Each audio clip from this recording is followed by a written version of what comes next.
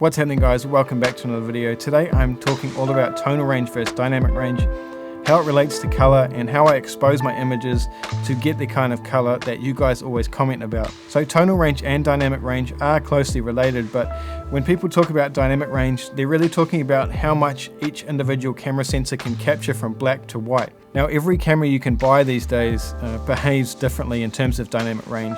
So really the best thing you can do is just go out and test. Try and find that sweet spot where you can get dark enough to keep all that highlight detail, but you're not going too dark that you have to bring it up so far that you're introducing a lot of ugly digital noise, and you get a lot of color shifting and stuff like that.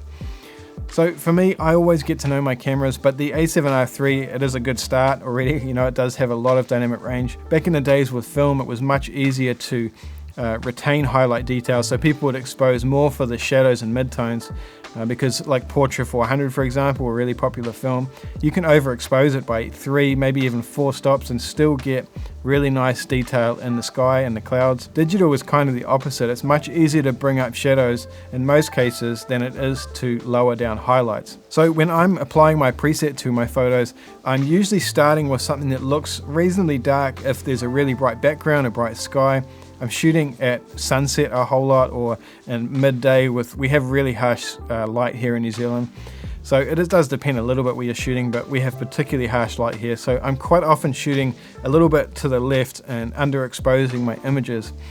That just gives me a really good starting point. So when I apply my preset, usually I have to add about a stop of light and lift the shadows up a touch, just to kind of get that full tonal range that I'm talking about. Now, I don't know what the exact definition of tonal range is, but to me it's really about what's happening in between the dynamic range, in between that light and black, and what's happening in the midtones. So you really want that really nice fall off on skin. You don't want any harsh kind of transitions from dark to light when you're looking at people's faces, and you want to retain that sky detail. One thing that can really help, especially if you're shooting on mirrorless cameras, which a lot of people are these days, is having a histogram up in your viewfinder. It's not an exact representation of your exposure, because it's really just giving you a histogram based on the JPEG preview which your camera is processing. But if anything, it's a little underestimated. So if it's showing it's peaking just, you can probably still pull that back. But that's a really good way. I have that up in my viewfinder, so I'm seeing that all the time. So if you look at these images here, I shot these the other day. I just put some on my Instagram, which is kind of what made me make this video. It looks pretty dark on my computer, but you can see in the histogram everything's in the middle point, so there's nothing clipping on the blacks and there's nothing clipping on the whites.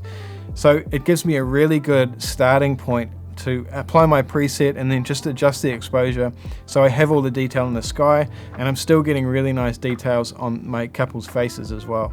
Usually when I'm applying my presets, like I said, I'm already starting with an image that's fairly dark.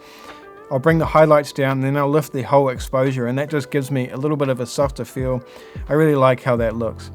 This is going to be a little bit subjective to everybody and what your taste is, but it is good practice to try and expose your images correctly and not lose any detail. The other thing I want to comment on with dynamic range is how exposure is kind of directly related to saturation in images. So you can test this just going into Lightroom and raising the exposure and darkening your photos, and see how the saturation is affected by that. You'll see that the darker the image gets, the more saturated and contrasty it gets, and that when you raise your exposure up, it's going to lose a lot of color and look washed out. If you're after that light and airy feel, really bright photos, you can still do that if you expose your images properly, and you don't have to lose any sky detail. So you can edit however you want and add your style to things, but it's really about capturing as much information on your sensor as possible. So if I can give you guys any challenge, it's to grab your camera, go out, maybe shoot some portraits of people or some landscape photos, and just test where the dynamic range lies in your camera sensor, because like I said, every sensor is going to behave differently.